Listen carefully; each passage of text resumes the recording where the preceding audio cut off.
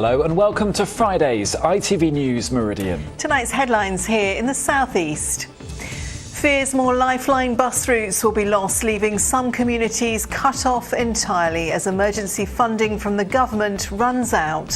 It's an inevitable consequence of that funding coming away before all of the passenger numbers have come back, that there will need to be some reduction in services.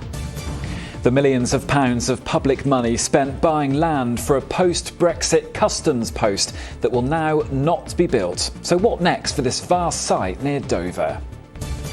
Also tonight, don't blink. The Red Arrows launch the Battle of Britain air show at Headcorn. And counting down to finals day at the Eastbourne International Tennis Tournament. Good evening. Bus companies across the region have just a week left to tell the government which services they intend to keep operating in the wake of the pandemic. It's thought service cuts are inevitable because of the change in people's travel patterns. But one campaign group is warning that timetable cuts are likely to discourage people from returning to public transport, as James Dunham explains. Every passenger using the bus has a reason. I use them for long distance when I go to see my grandchildren. They're really important for me because I struggle to get around on foot at the moment. I do voluntary work here in the town hall, and so I get a train to the station and then I get the number 6 down here and back, which is very convenient. You could walk, but it's a long walk. It is easier to take the transport instead of just walking or maybe having a car, because you have nowhere to park. This is the well-served and valued stop for Hove Town Hall, where decisions are made. And right now, potentially some tough choices are being considered by authorities across our region over bus timetables.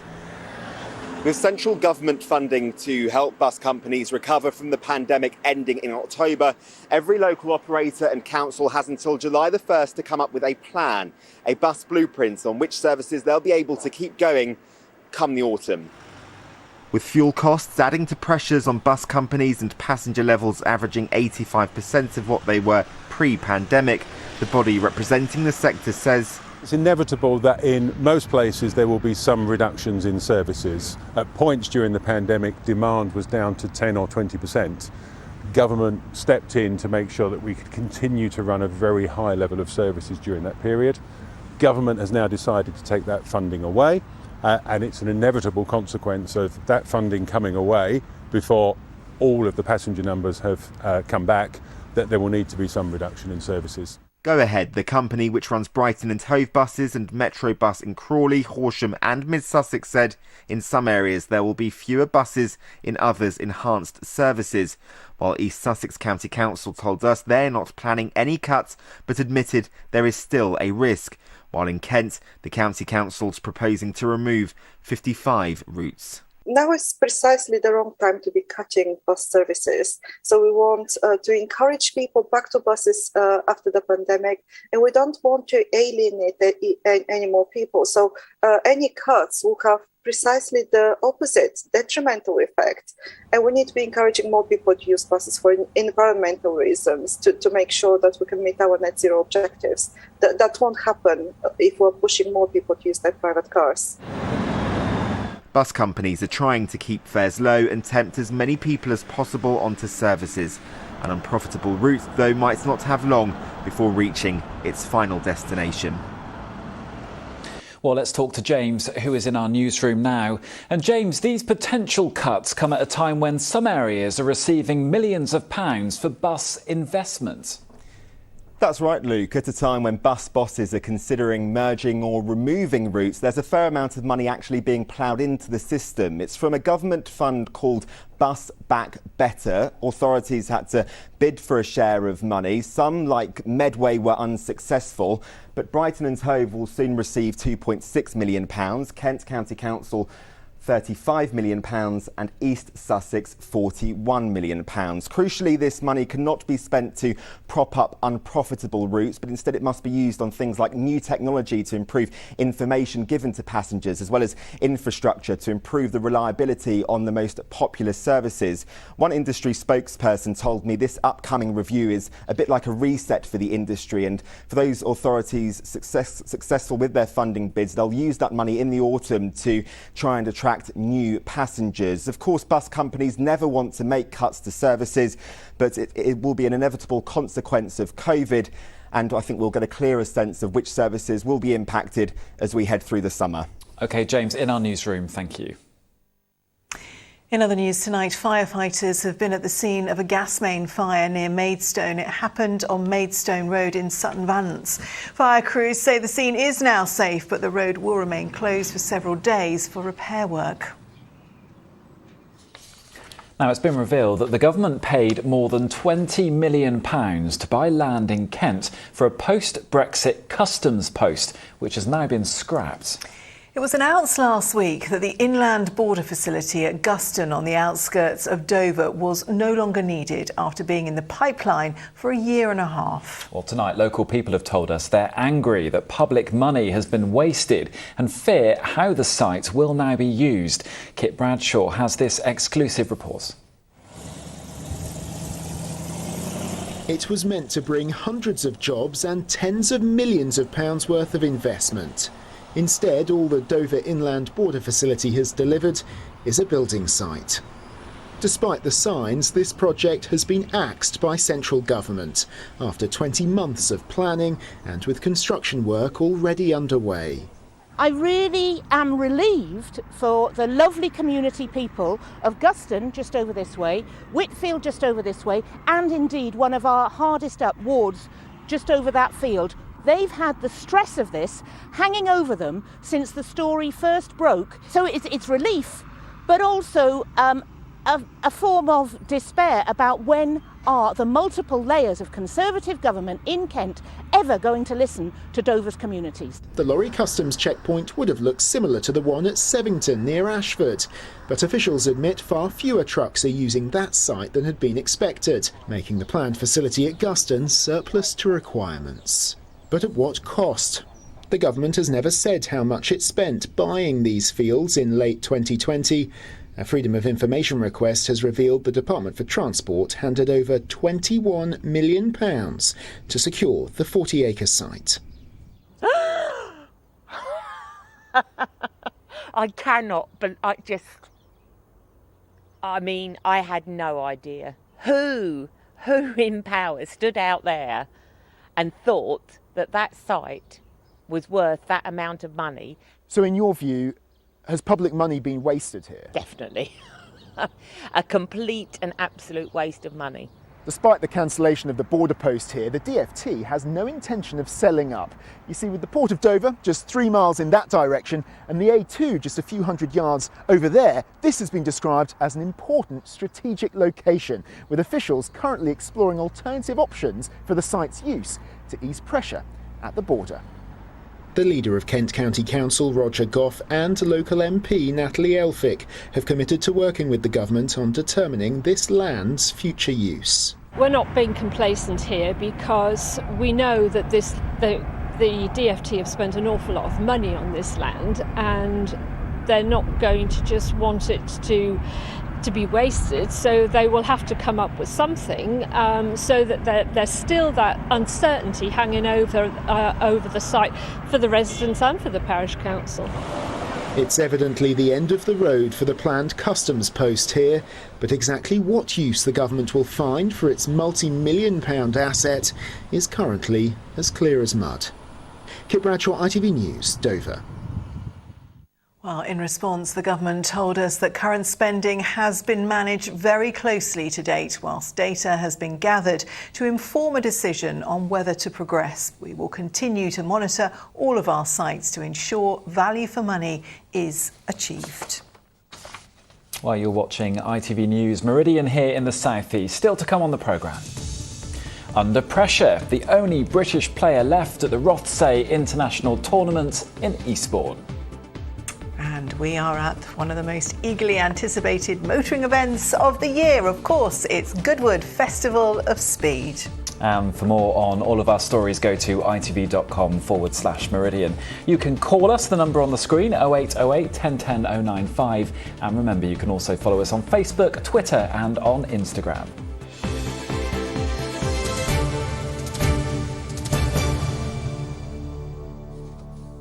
Now, after waiting 3 long years, we can finally enjoy a packed lineup of festivals across the region this summer without the shadow of COVID.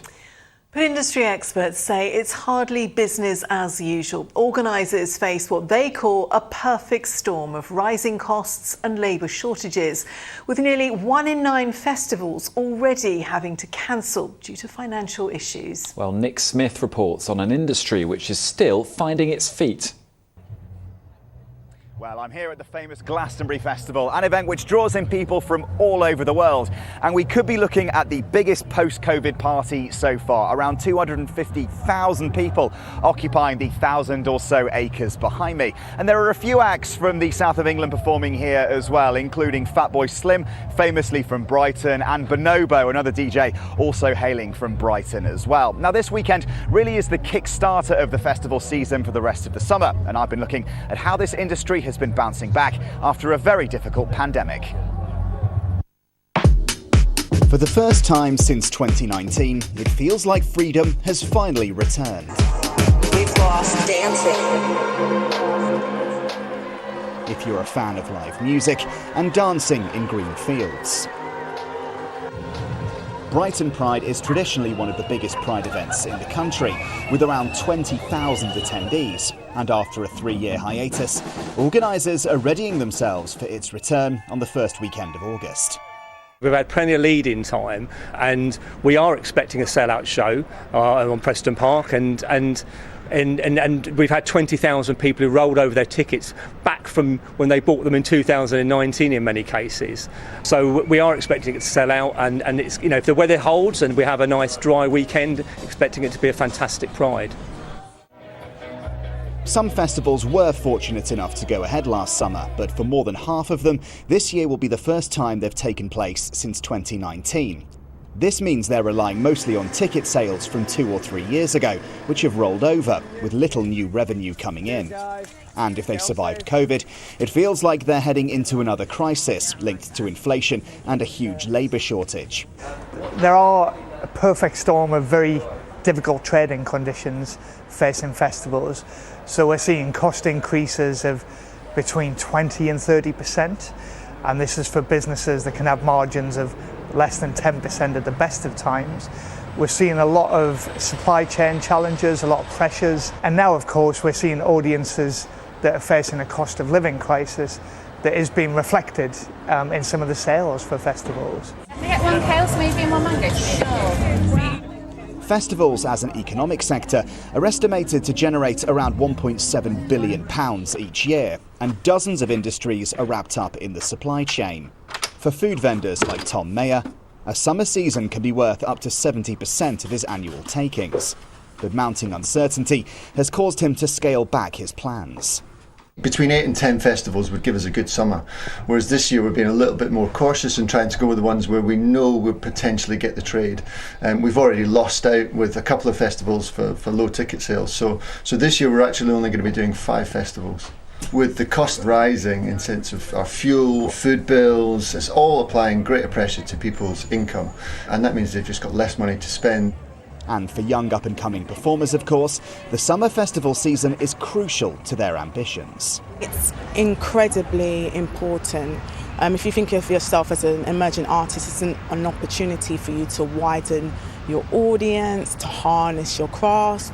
If you're a more experienced artist, this is an opportunity for you to practice your art form.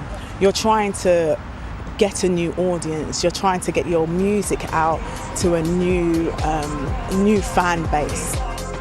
The Association of Independent Festivals estimates 5 million of us will attend them this summer.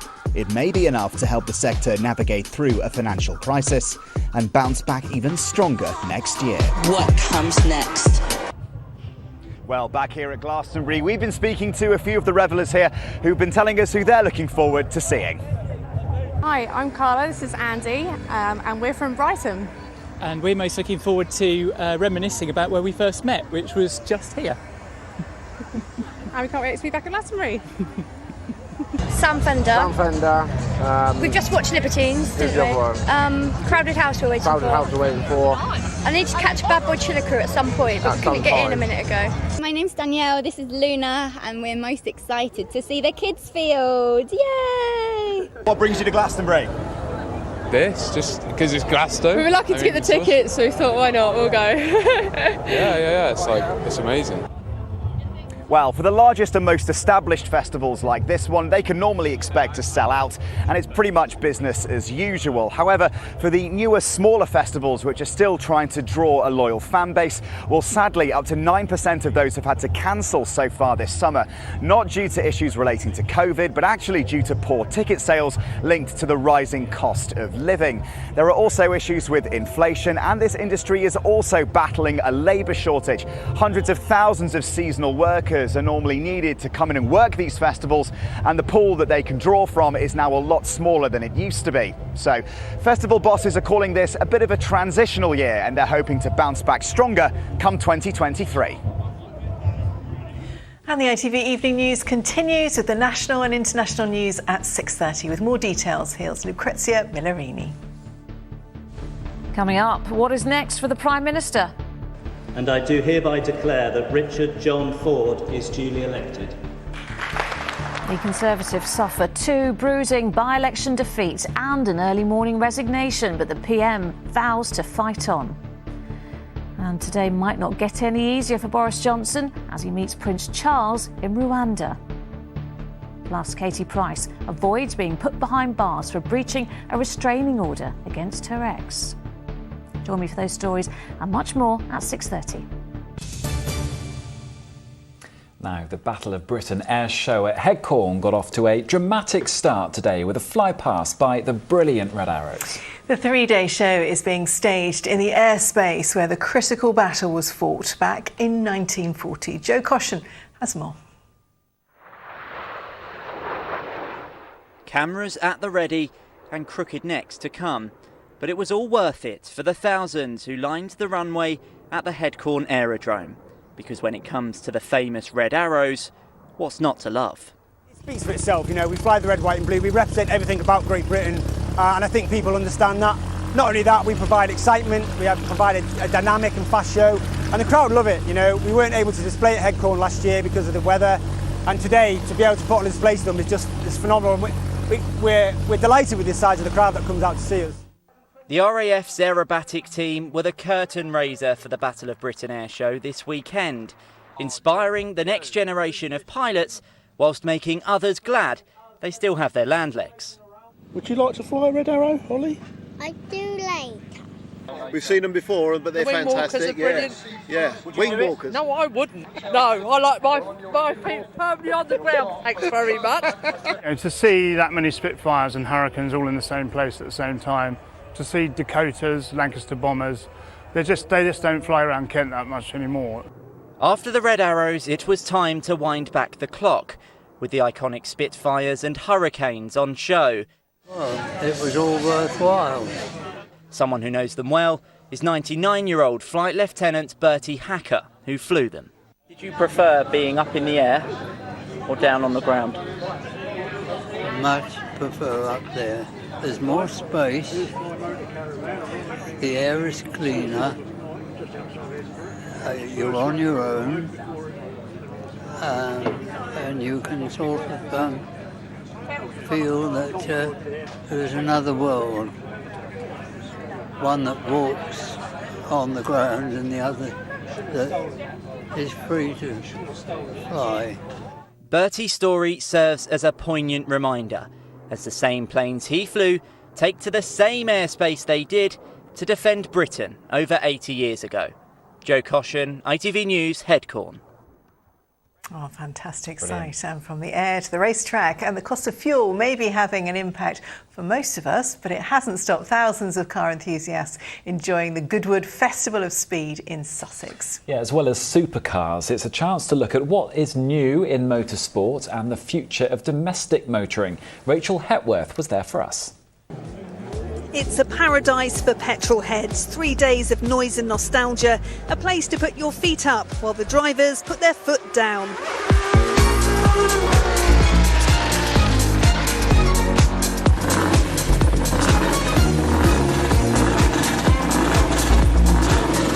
It's our first time and we love it. And you share the passion? Oh yes, very. Our dad's a car enthusiast and he dragged us along, but it's great. Yeah. You're a convert now? Yes. I live just down the road. I've been coming to Goodwood forever since it started. I track on the track, and it's just nice to give something back to the people. On the track, vehicles old and new negotiate the famous hill climb. But there's also a chance to explore the future of transport technology here in the Concept Lab. This is a speeder, a flying racing car that uses drone technology to reach speeds of 100 miles an hour. The designers hope that in the next couple of years it will take off in a big way.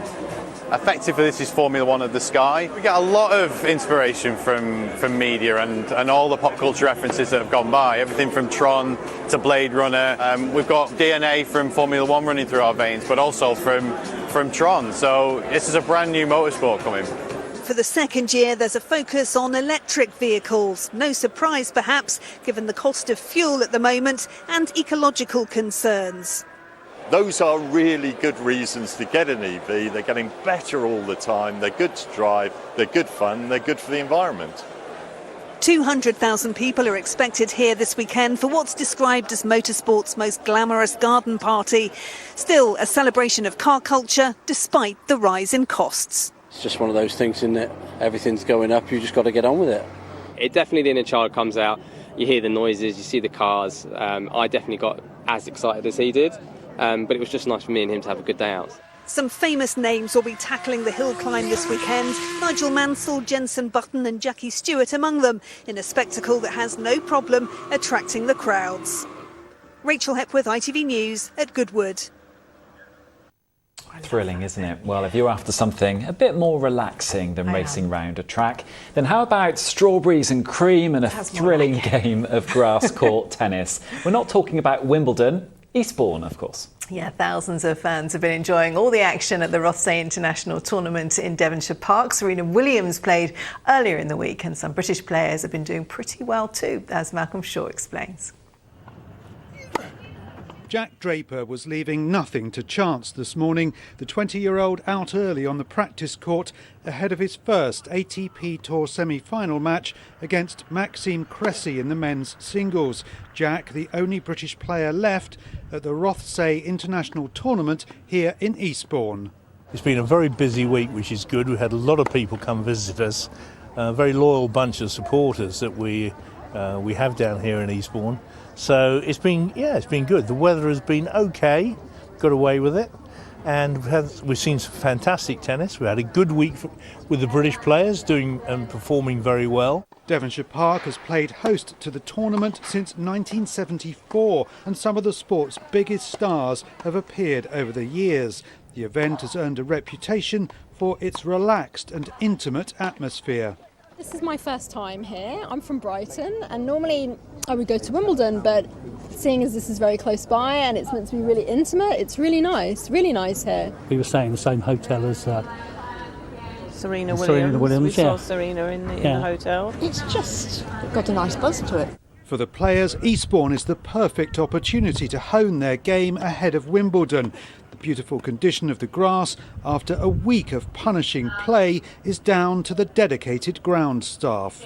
It's the only thing that isn't tired, because the rest of us are. It's been a long challenge. From September, when we start fresh, we rip it all up, we start again, and we try and get everything just to peak as it is now. Wheelchair tennis is a new element here, but already thrilling spectacle with its physicality and attracting the world's top players.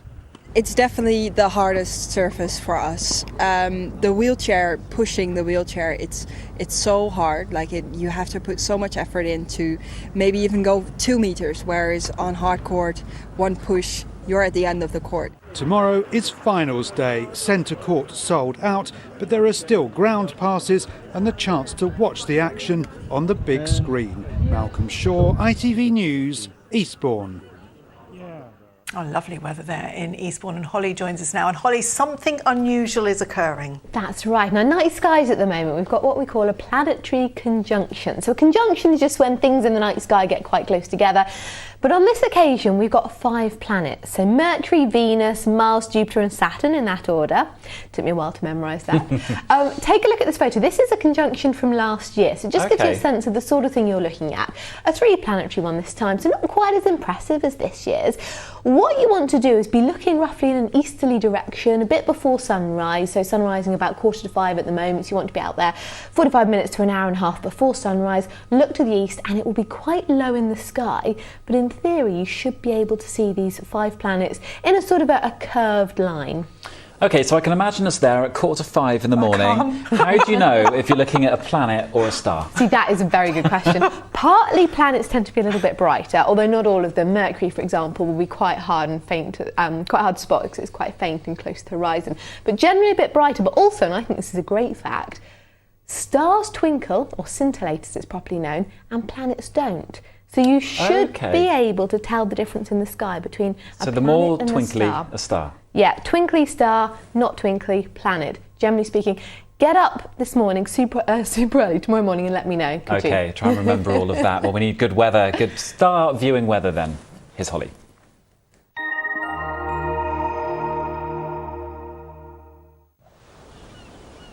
Feels like home, whatever the weather.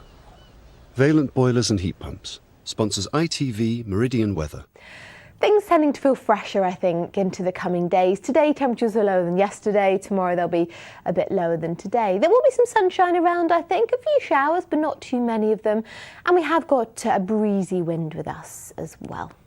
This evening, actually, a weather front moves through. That brings some patchy rain for a time. And then it's all about this low. That dominates this weekend's weather. But because we're quite away from the centre of the low, we tend to get some of the best of the weather, really. So, yes, there'll be some sunshine, a few showers, not very many of them, and a little bit of a squeeze there in the isobars, indicating the wind.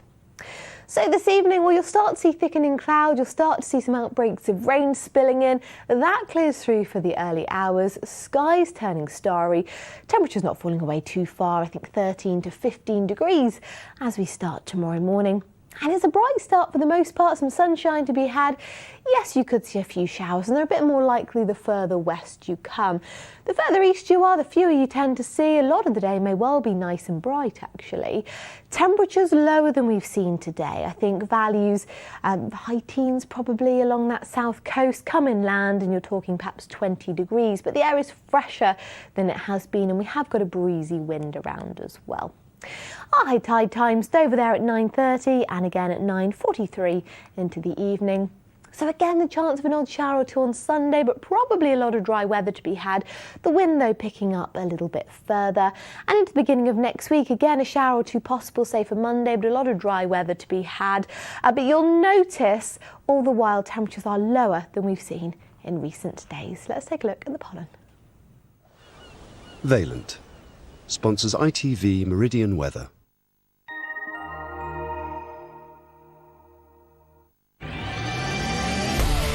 Hello, summer. Piri sponsors ITV Pollen Count. Now, I keep hoping to bring you some good news on the pollen front, but I'm afraid I can't just yet. Very high levels continuing into the coming days and the beginning of next week, and that's a mixture of grass and nettle as well. Take care. We're going to be sneezing this weekend with very high pollen, aren't we? And in just a moment, the ITV Evening News with Lucrezia Millarini. That from all of us here. Thanks for watching. Have a brilliant weekend. Good night.